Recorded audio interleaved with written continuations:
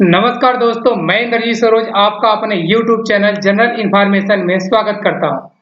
अभी हम देखने वाले हैं एक न्यूज जो कि यूएन से यूनाइटेड नेशन से है। पाकिस्तान के प्रधानमंत्री की आलोचना यूनाइटेड नेशन में, ऐसा क्यों हुआ और किसने किया, ये चीज हम देखने वाले हैं। भारत ने पाकिस्तान को यूएन में सबक सिखाया। इन्होंने मतलब यूएन में भारत के कुछ बोल सकते हो कि भारत के अधिकारी ही है, उन्होंने इसको पाकिस्तान को क्या किया, सबक सिखाया। क्या सिखाया वो चीज देखेंगे। यूनाइटेड नेशन में कुछ ऐसे बैठने का एक जगह है जहां पे जो भी देश का नेतृत्व करता है उस देश का नाम लिखा होता है। तो ये मैडम जी भारत का नेतृत्व कर रही हैं, इसलिए इनके सामने इंडिया लिखा हुआ है। क्या किया भारत ने ऐसा कि पाकिस्तान के प्रधानमंत्री का आलोचना हुआ यूनाइटेड नेशन में। चलिए हम देखते हैं। और हाँ दोस्त, ऐसे न्यूज देखने के लिए प्लीज चैनल को सब्सक्राइब करना, वीडियो को लाइक करना, दोस्तों में शेयर करना। अगर न्यूज अच्छी लगे तो कमेंट जरूर करना ताकि हम और बेहतर से बेहतर बना सके। पाकिस्तान के प्रधानमंत्री की आलोचना हास्यास्पद। संयुक्त राष्ट्र में भारत के द्वारा ऐसा कुछ हुआ है। तो ये चीज हम लाइन टू लाइन देखने वाले हैं। चलिए दोस्त शुरू करते हैं। क्या है कि हम एक बार पाकिस्तान देख लेते हैं, इंडिया देख लेते हैं, उसके बाद यूनाइटेड नेशन देख लेते हैं। जी, यूनाइटेड नेशन अमेरिका में है, जो कि यूनाइटेड स्टेट ऑफ अमेरिका है। यहाँ पे है, नॉर्थ अमेरिका में ये स्टेट पड़ता है, जहाँ का अभी राष्ट्रपति बाइडेन जी हैं, जो बाइडेन चाचा। उसके बाद अपना इंडिया यहाँ पे प्यारा सा है। और इस इंडिया के ऊपर जब चलेंगे तो पाकिस्तान यही मिलेगा आपको। तो हम तीनों लोकेशन देख लिए। अब हम लाइन टू लाइन आर्टिकल देख लेते हैं। भारत ने शुक्रवार को संयुक्त राष्ट्र महासभा, जो यूनाइटेड नेशन में महासभा हुआ उसका बात कर रहे हैं, जिसको ये बोल रहे हैं यूएनजीए। यूएनजीए का फुल फॉर्म होगा यूनाइटेड नेशन जनरल असेंबली में पाकिस्तान के प्रधानमंत्री शहबाज शरीफ के भाषण को हास्यास्पद करार दिया। इसने कहा कि आतंकवाद के साथ कोई समझौता नहीं हो सकता और चेतावनी दी कि आतंकवादी कृत्यों के परिणाम भुगतने होंगे। मतलब जो भी आतंकवादी को पनाह देगा उसके कृत्य को परिणाम भुगतने होंगे। जिस भी देश में ऐसा कुछ होता है, मतलब कहने का मतलब उनका पाकिस्तान को ही था। इस सभा ने आज सुबह एक दुखद घटना देखी। सेना द्वारा संचालित एक देश जिसकी आतंकवाद, मादक पदार्थों के व्यापार और अंतर्राष्ट्रीय अपराध के लिए वैश्विक प्रतिष्ठा है, ने दुनिया के सबसे बड़े लोकतंत्र पर हमला करने का दुस्साहस किया है। यूएन में भाषण के भारत के अस्थायी मिशन में प्रथम सचिव भाविका मंगल नंदन ने यूएनजीसी बहस के दौरान भारत के उत्तर देने के अधिकार का प्रयोग करते हुए कहा। जी, जो थी प्रथम सचिव भाविका मंगल नंदन, यही उनका नाम है जिसको मैं बोल रहा था। आगे क्या किया उन्होंने?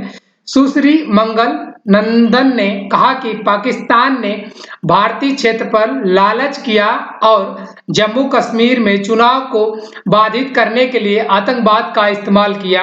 जी, ये न्यूज निकल के आई थी, जो कि हमारे भारत में देखा गया कि अप्रोक्सीमेट 600-650 से प्लस पाकिस्तान से ट्रेंड आतंकवादी इंडिया में घुस गए हैं। और वो लोग टारगेटेड निशाना कर रहे हैं, क्योंकि वो लोगों का निशाना करना, टारगेट करना बहुत, ये बस है। बस के ये लोग क्या करेंगे, अगर कोई आम व्यक्ति होगा तो कहीं भी कुछ भी गोलीबारी करेगा, लेकिन ये लोग इतना ट्रेंड है, 3 गोली फायरिंग करेंगे अगर, तो तीनों जाके ड्राइवर को एकदम सटीक जगह लगेगा कि गाड़ी का जो भी बस चला रहा है सटीक वहीं के वहीं रुक जाए। फिर उसको टायर को ये लोग पंचर करते हैं बंदूक से, फिर उस पर हमला कर लेते हैं। इसका मतलब ये लोग रिसोर्सेस कम यूज कर रहे हैं, घाटा ज्यादा कर रहे हैं। इसका मतलब वेल डन एक ट्रेंड थे। इसलिए वो बोल रही हैं कि भारत के जो कुछ ये लालच करता है भारत के क्षेत्र पे, जो जम्मू कश्मीर में अभी चुनाव चल रहा है, यहाँ पे ये आतंकवादी भेज कर इस्तेमाल करता है, आतंकवाद का इस्तेमाल करता है, जो कि अभी पूरा भारत देख रहा है इस चीज को। पाकिस्तान पर भारत की वित्तीय राजधानी, उसके बाजारों और तीर्थ यात्रा मार्गों पर हमला करने का आरोप लगाते हुए उन्होंने कहा कि सीमा पर आतंकवाद निर्बाध रूप से परिणामों को आमंत्रित करेगा।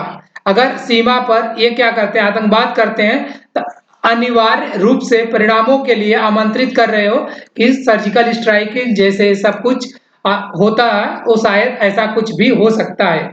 उन्होंने कहा, क्या कहा, रणनीति संयम के कुछ प्रस्ताव का संदर्भ दिया गया है। आतंकवाद के साथ कोई समझौता नहीं हो सकता है, ये मैडम जी बोली। अपने भाषण में श्री शरीफ ने कहा था कि यदि भारत नियंत्रण रेखा LOC के पार अभियान चलाता है तो पाकिस्तान सबसे निर्णायक तरीके से जवाब देगा।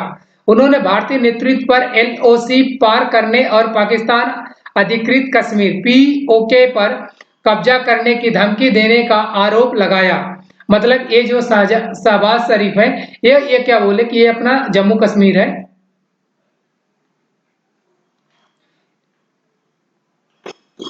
समझ लिए, ये अपना हिस्सा जम्मू कश्मीर का है। तो ये थोड़ा सा तो अपना ये क्या है, अभी तो कुछ ऐसे ऐसे डिवाइड हो चुका है कि यहाँ से तो अपना पूरा ये लद्दाख हो गया इस साइड, और यहाँ पे जम्मू कश्मीर है।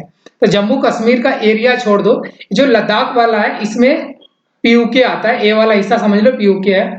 तो शहबाज शरीफ का है कि ये जो आपका लाइन है, थोड़ा सा कलर बदल लेते हैं, ये बोल रहे हैं ये जो लाइन है जिसको LOC बोलते हैं, अगर इंडिया इस LOC के इस पर आने के लिए सोचेगा तो हम इसके साथ करारा जवाब देंगे। इनका यही कहने का मतलब है और कुछ नहीं पूरे लाइन का।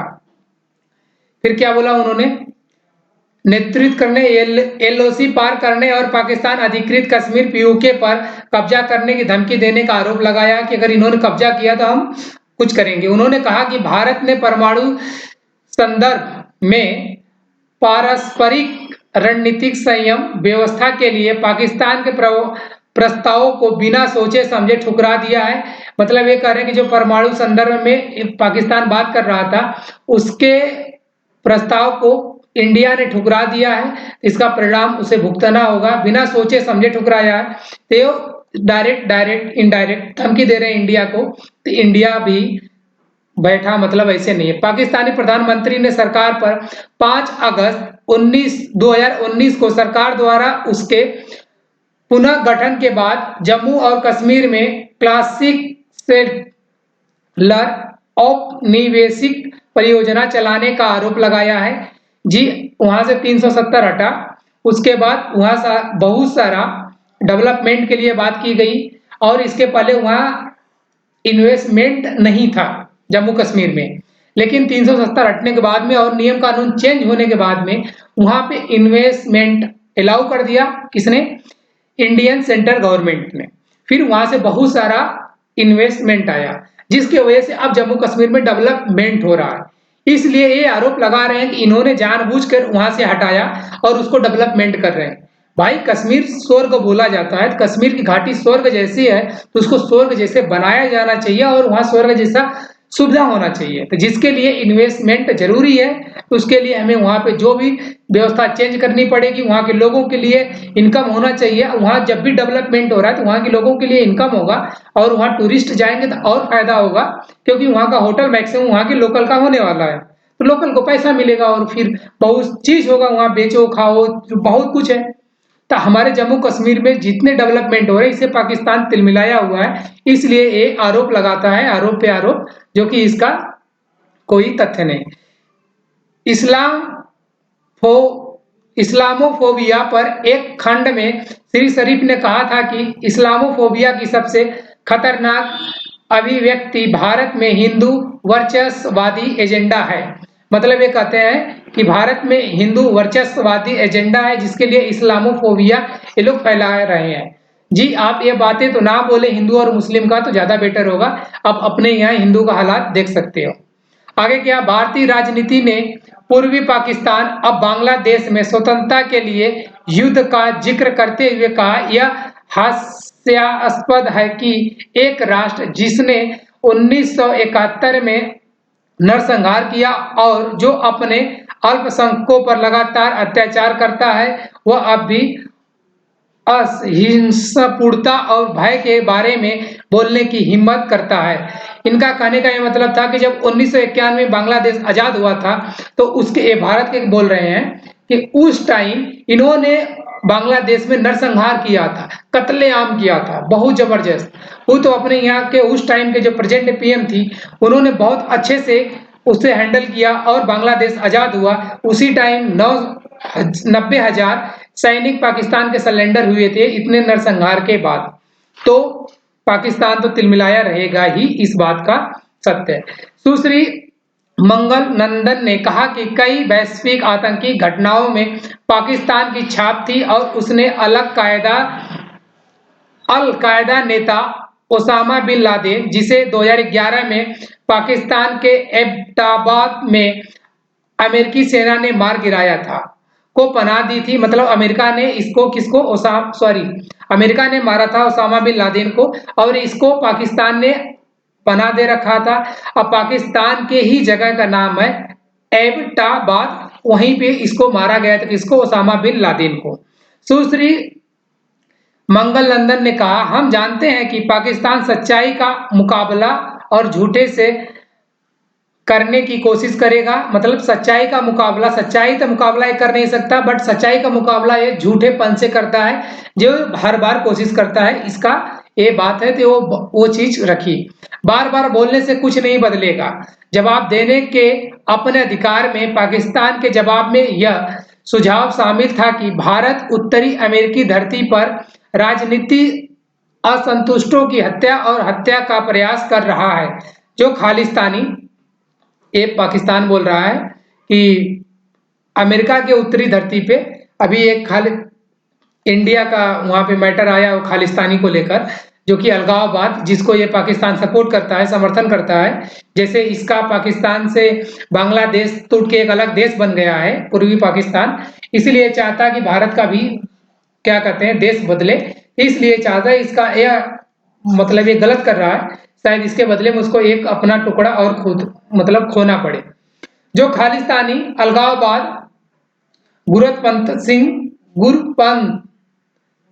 सिंह पन्नू के खिलाफ कथित हत्या की साजिश का संदर्भ है। वहाँ जो पन्नू है, इसके हत्या का साजिश हुआ था, अभी पन्नू ने FIR भी किया था, उस पर भी आर्टिकल मैंने आपके साथ शेयर किया हुआ है, आप देख सकते हो, जिसमें आरोपी भारतीय नागरिक है। जी, एक भारतीय नागरिक है, हम नाम लेने से बचना चाहेंगे क्योंकि वो सही है गलत है पता नहीं, बट अमेरिका ने एक आदमी को पकड़ रखा है। उसमें केस क्या हुआ था, ये जो पन्नू है, इस पन्नू को मारने का सुपारी मिला किसी को। इसने क्या किया कि ये अमेरिका गया, अब वो बोल रहा है कि वो इंडियन है, ये एक्स है, इसको इंडिया से भेजा गया, ये अमेरिका का कहना है कि ये इंडिया से आया, अब इसे इस पन्नू को मारना है। पन्नू मतलब पी को, इसने पी को मारने के लिए खुद बंदूक उठा के मारने नहीं गया, ये गया अमेरिका में किसी एक व्यक्ति को हायर करता है और बोलता है कि मैं तुम्हें इतना पैसा दूंगा, तुम इस पन्नू को मार दो। ये आदमी रेडी हो जाता है, इसका ये एक्स बोल रहा है और वाई मारने के लिए तैयार है, जो कि अमेरिकन सिटीजन है। बाय डिफॉल्ट इसको 1 किसका पेमेंट मिल जाता है, बट ये अमेरिकन किसी सिक्योरिटी फोर्स का आदमी निकला, ये खुफिया एजेंसी को बता देता है कि ऐसा ऐसा मैटर चल रहा है, हमें पन्नू को मारने का टारगेट मिला है, और जब भी हमें दोबारा मिलने पैसा मिलेगा तो आप लोग इसे पकड़ लेना। ऐसा इन्होंने बता रहे हैं, अमेरिका में ये बात बताई जा रही है। उसके बाद अमेरिकन फोर्स इस एक्स को पकड़ लेता है और वाई का नाम उजागर नहीं करता है। उसका ये बोल रहे हैं पन्नू को मारने के लिए साजिश कर रहे थे, बाकी क्या हकीकत है क्या नहीं अभी छानबीन चल रहा है, हकीकत कुछ नहीं है। इसके लिए ये लोग बाहर बेफालतू का गुणगान कर रहे हैं, ये गलत है। जब तक बाहर बात नहीं आती तब तक हम नहीं मानेंगे।